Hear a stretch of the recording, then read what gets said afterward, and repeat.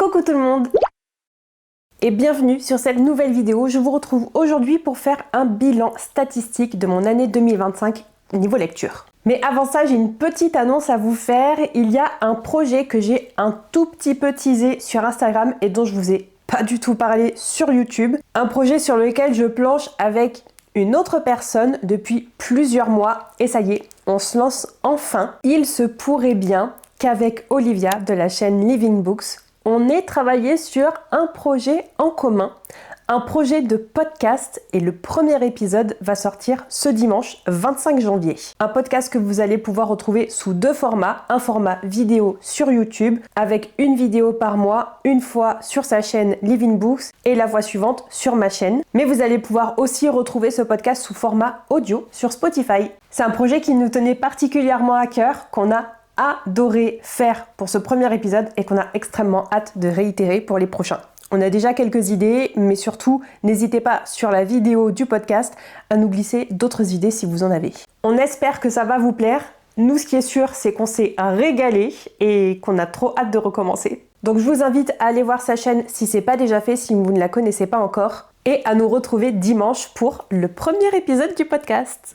En attendant dimanche, il est temps donc de se pencher sur mes statistiques lecture de 2025. Et 2025, je m'étais mis un objectif de lire 80 livres sur l'année qui a été largement dépassé puisque j'ai lu 111 titres sur l'année 2025. 111 titres, dont 6 abandons. Donc en réalité, j'ai quand même lu dans leur entièreté 105 livres. J'avoue que c'est assez énorme, mais il faut relativiser et prendre en compte que dans ces 111 titres, il y a quand même des novellas, il y a des BD et il y a des livres audio. Mais donc vous le voyez sur le graphique que je vous partage à l'écran, j'ai quand même lu en moyenne environ 9 titres sur chaque mois sur l'année. Il y a juste au mois d'avril où j'en ai lu 6.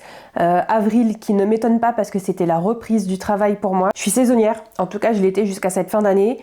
Et forcément, la reprise est toujours un petit peu compliquée. Donc ce qui est assez intéressant, c'est qu'on voit très bien quand j'ai repris le travail au mois d'avril et on voit aussi très bien quand je l'ai terminé au mois d'octobre. Et octobre et novembre, j'ai rattrapé mon retard au niveau de mes envies de dévorer des livres. Donc vous voyez, j'ai quand même lu 14 titres en octobre et 14 titres en novembre. Encore une fois, en prenant en compte les livres audio, les BD et les nouvelles. Et pour ce qui est du nombre de pages lues par mois, eh bien vous voyez que ça reste assez cohérent avec ce qu'on vient de voir par rapport au nombre de livres lus. C'est bien en avril où j'ai lu le moins, puisqu'on est à 1976 pages, et au mois d'octobre et novembre où j'ai le plus lu, surtout en octobre avec 4012 pages. J'ai quand même lu un total de 34 131 pages sur l'année 2025, plus 73 heures d'écoute. Parce que oui, mine de rien, j'ai quand même écouté pas mal d'audio. On passe ensuite à la longueur des livres que j'ai lus. Et donc vous voyez bien ici, il y a quand même plusieurs titres qui étaient très courts. J'ai lu 6 titres qui faisaient entre 50 et 100 pages, 5 titres qui faisaient entre 100 et 150 pages, 7 titres qui faisaient entre 150 et 200 pages, etc., etc. Et là, il faut prendre en compte que dans ces courts romans, je note aussi les abandons. Parce que ce que j'ai fait pour l'année 2025, c'est que j'ai quand même noté le nombre de pages sur un livre que j'ai abandonné. Mettons, il y a un livre où j'ai lu 80 pages avant de me dire je l'abandonne. Il va être compté dans ce graphique et il va se retrouver dans la colonne 50 à 100 pages. Donc oui, il y a eu des courts romans, des nouvelles, des BD et aussi les abandons. Et on voit quand même que là où je suis le plus à l'aise en niveau lecture, c'est les romans qui font entre 300 et 450 pages. J'ai lu 16 titres qui faisaient entre 300 et 350 pages, et ensuite 17 titres qui faisaient entre 350 et 400, et entre 400 et 450 pages. J'ai aussi lu 12 titres qui faisaient entre 500 et 800 pages. Là, j'ai pas fait de colonne par 50 pages parce que sinon on s'en sortait pas. Mais on voit bien que je suis aussi confortable avec des gros pavés et les grosses briquettes Calporte. Eh bien, j'en ai lu qu'un sur l'année 2025, un livre qui faisait entre 800 et 1000 pages. Et je suis allée revérifier parce que je savais plus lequel c'était. Et il s'avère que c'était Toutes les nuances de la nuit de Chris Whittaker, qui était pas une bonne lecture.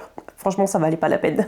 Ça correspond quand même à ce que j'imaginais. Je sais que je suis quand même confortable avec des gros livres, enfin moyens et gros livres, et que je me tourne pas forcément vers tout ce qui est nouvelles, BD, courts romans. Mais je pense qu'en 2026, ça va changer. Enfin, ça va changer en quantité de courts romans, et ça va pas changer dans la répartition où je vais lire quand même plus de moyens et gros livres. Ça reste ce qui m'intéresse le plus. Au niveau des notes données sur 2025, c'est très intéressant parce que ça reflète là encore une fois ce que j'imagine, mais ça fait plaisir aussi de le voir. La plus mauvaise note que j'ai donnée à un livre, c'était 2 étoiles et je l'ai donnée à 4 reprises.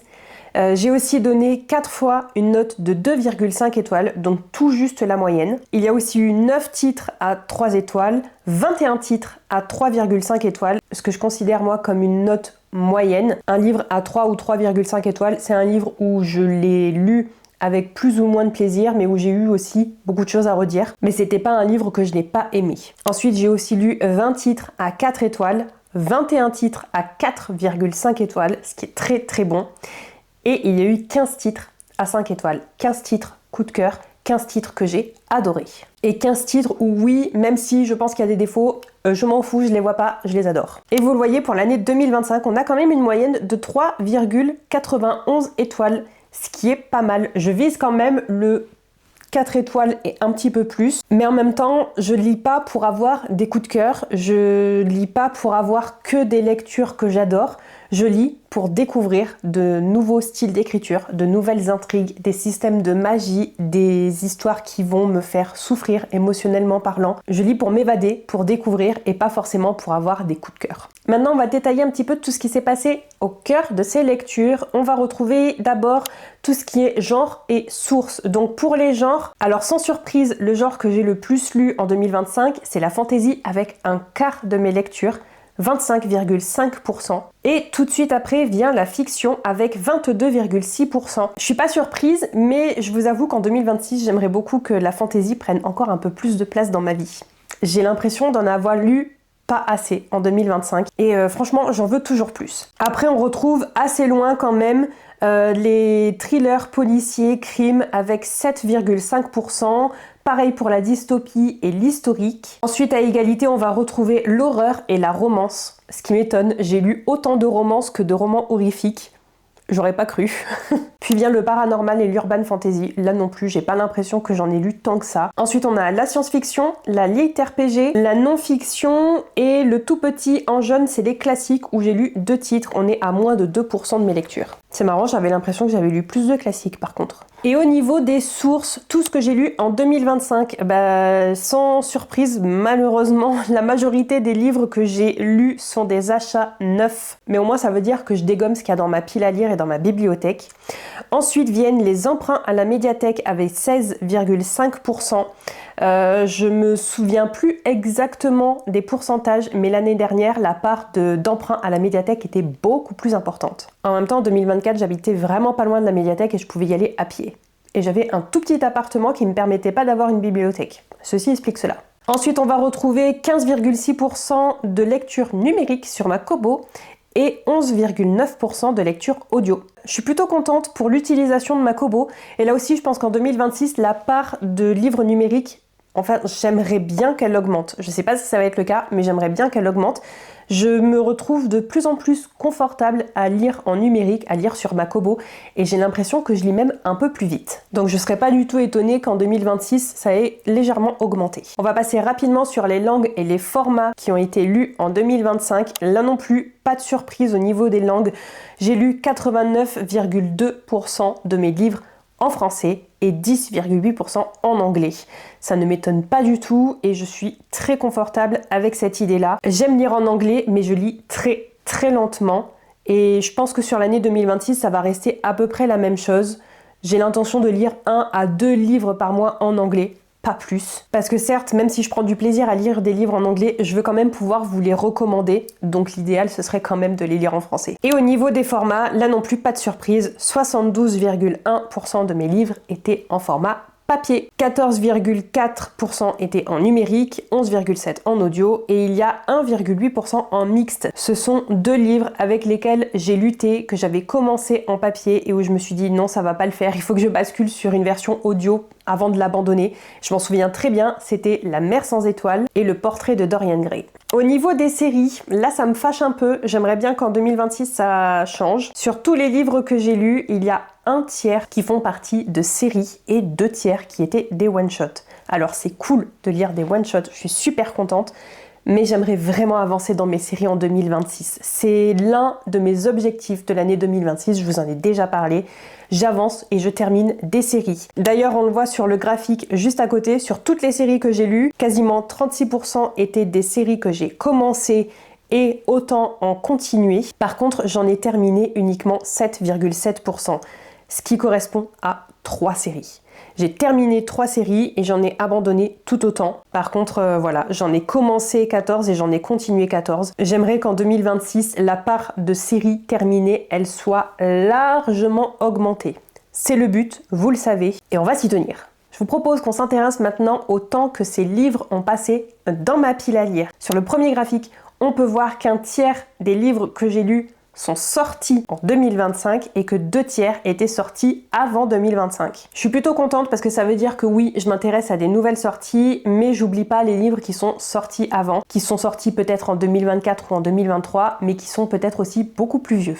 Et sur le second graphique, c'est un petit peu différent puisque là, on va retrouver les différentes parts de livres que j'ai ajoutées dans ma pile à lire, selon les années. Et on peut voir que la très grande majorité, 67% des livres que j'ai lus en 2025 sont des livres que j'ai ajoutés à ma palle en 2025. Donc c'est bien, je les ajoute, mais je les lis aussi assez rapidement. Ça fait quand même 73 romans sur les 111 que j'ai lus, que j'ai ajoutés en 2025 et que j'ai lus.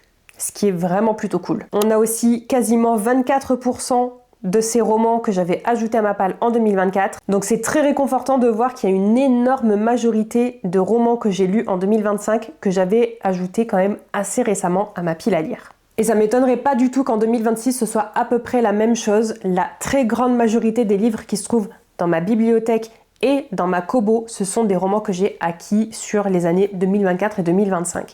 Avant ça, comme je vous le disais, j'avais pas beaucoup de place dans ma bibliothèque, j'avais pas beaucoup de place dans mon appartement, donc j'avais pas beaucoup de livres. Donc l'idée pour 2026, c'est vraiment de continuer à dégommer ma pile à lire, donc les livres que j'ai achetés en 2024 et en 2025.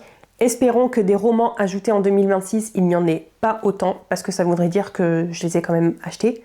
Et le projet en 2026, c'est de faire des économies. Je suis quand même très contente de ces statistiques et j'avoue que j'étais pas forcément surprise sur certaines d'entre elles, mais assez réconfortée. Comme d'habitude, n'hésitez pas à me dire ce que vous en pensez dans les commentaires. Et pour l'emoji du jour, évidemment, n'hésitez pas à me laisser les emojis en rapport avec les graphiques. Comme d'habitude, si vous ne les trouvez pas, je les mets aussi dans le titre de la vidéo. Bref, n'oubliez pas de vous abonner à la chaîne si c'est pas déjà fait. Nous, on se retrouve comme d'habitude les mercredis à 10h et les samedis à 10h aussi.